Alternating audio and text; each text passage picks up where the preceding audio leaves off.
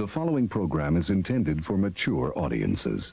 A Democratic Republic of Sports. The Sportsocracy with ESPN Asheville hosts Tank Spencer and Jeremy Greene. And welcome back into the Sportsocracy. I'm Tank Spencer. Jeremy Greene is alongside, and it's time for another 2022 post-Senior Bowl 7-round mock draft. We're going team by team here, and the New Orleans Saints next up. Subscribe to the YouTube channel just so you can get in on all of our team-by-team content here in the Sportsocracy throughout the draftmas season. The New Orleans Saints' first pick is at number 18 overall. No matter who the quarterback is going to be, whether it's Jameis Winston, Taysom Hill, whoever, you're going to have a weapon because theirs are not good. You got Michael Thomas and damn near nothing else. They get one of my favorites in Treylon Burks, wide receiver out of Arkansas. He is unbelievably talented. 6'3", 225, looks like he's sculpted out of granite, could turn into a... He's so multiple, I could see him doing Deebo Samuel type things. There are two big drawbacks on him. There is tape where he does not appear to give it his all. Doesn't always play at 100%. Well, here's the thing. For the vast majority of his career, he was on a team that sucked, that was getting their brains beat out, and he was the only weapon on the team. I don't hold that against him. What I do hold against him, he's one of the biggest receivers in this draft, and he's one of the worst blockers. That is hard to compartmentalize for me. I mean, genuinely god-awful as a blocker. You never see him throw that extra block down the field. That part does bother me. If the Saints' offense stays the same, which I think it will with Dennis Allen and whoever he tabs to run this offense, I think it's going to look very similar. I'm not going to say that makes me care less about that. It's just a different kind of offense where that doesn't really bother me that much. Him being the one, whether you bring back Michael Thomas or not, I don't really care. He was on Bruce Feldman's freak list. Squats 500 pounds. Whew. Benches 380 at 6'3", 225. So that kind of tells me that some of the blocking issues can be resolved. Here's another thing that a lot of people don't know about him. He might be the fastest receiver in this draft. Really? They clocked him at one of his yak runs. They clocked him at almost 23 miles per hour. Whoa, that's Tyreek fast. He's one of the fastest in college football all year long at any level, and he is a gigantic human. He's a little raw, needs a little bit of coaching. I think he would get it in New Orleans and would be a perfect number one receiver for the long haul.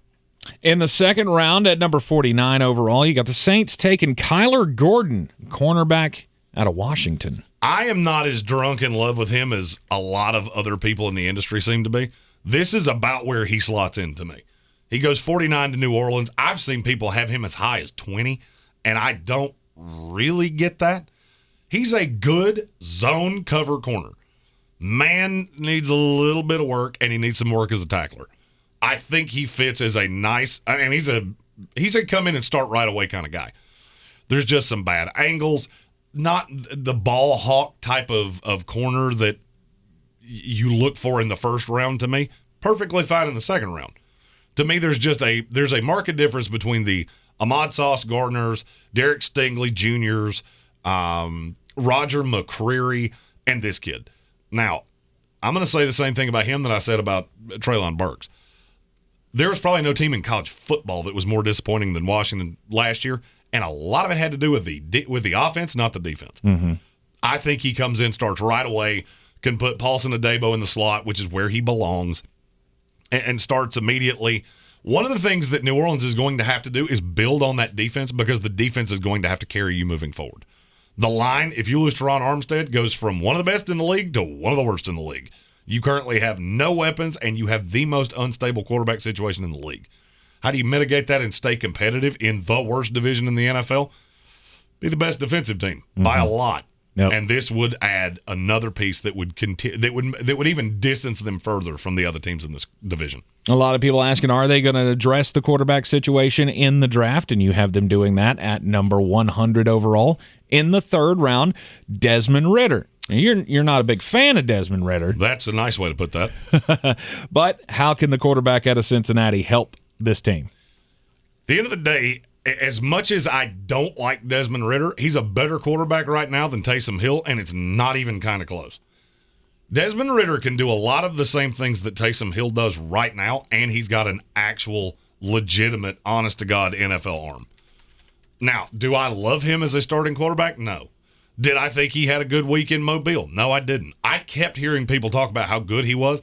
David Smith and I did the live stream of that game, and I talked about it constantly, that Desmond Ridder does not make high-level NFL throws.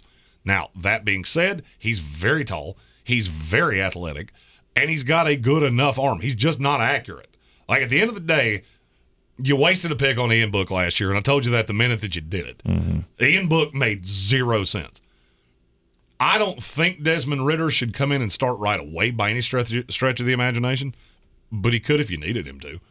He's one of the more pro-ready NFL quarterbacks. I just think his ceiling is drastically lower than the Sam Howells and the Malik Willises.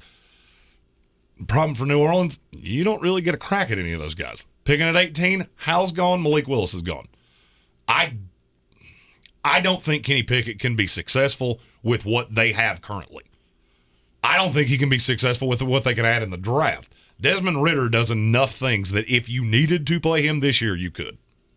And if he was on that team, I bet he would be starting pretty quickly. I don't think it would take long. I think he would be the best quarterback on that team pretty quick, and that should tell you how I feel about that quarterback room. Yeah, I would think 5 to 6 weeks at the most with Taysom Hill or whatever they're going to cobble together if there was Desmond Ridder waiting back there. In the 4th round, the Saints have 2 picks at 118 overall. You got them taking a guy who popped over the Senior Bowl weekend. Lots of people talking about Christian Watson, the wide receiver out of North Dakota State. Unbelievably raw. But there are things about this kid I can't teach you to be 6'4". I can't teach you to run a 4.35. He does both. All right. His hands, they're not good. And when I say they're not good, he has probably the worst hands of any first or second day grade receiver I have ever seen.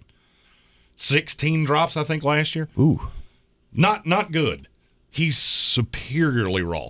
And the thing that makes me nervous is that after the Senior Bowl, I started seeing his name scream up draft boards. You take him in day 2, he will be a bust. I promise you, because you'll ask him to do too much. Mm-hmm. Now, New Orleans, you'll already have Treylon Burks.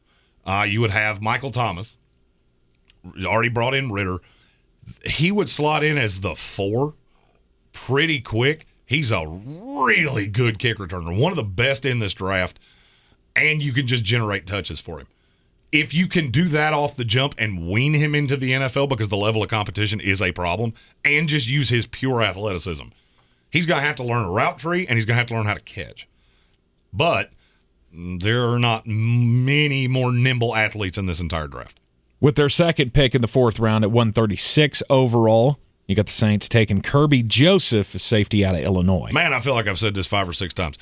He played on a team in college that was shit. It was awful.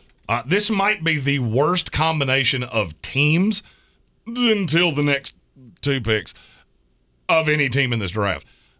Kirby Joseph is one of those guys that I am drunk in love on because I think he would be an immediate day 1 replacement to Marcus Williams if you lost him in free agency.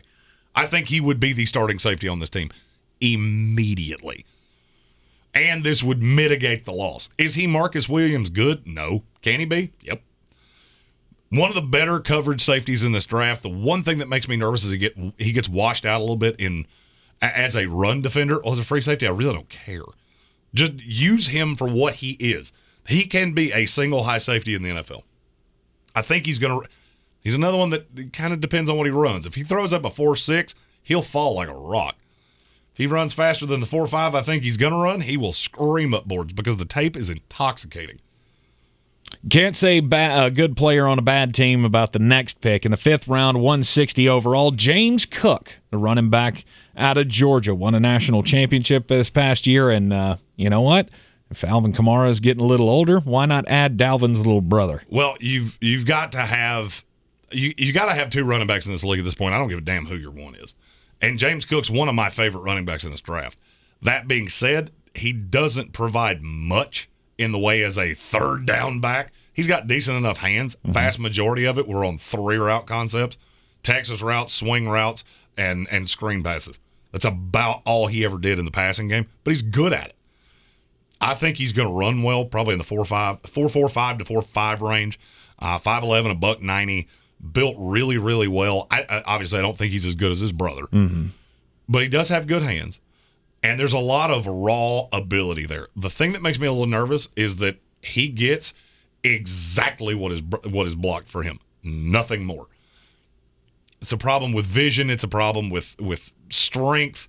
This is not a guy you'll ever see throw a stiff arm, and he's not real good running behind pulling guards unless they just open a freeway for him. Now, that being said, there's enough raw talent that getting him right here, he would be the second back immediately and would be a valuable asset behind whether it was Desmond Ridder, Jameis Winston, or Taysom Hill.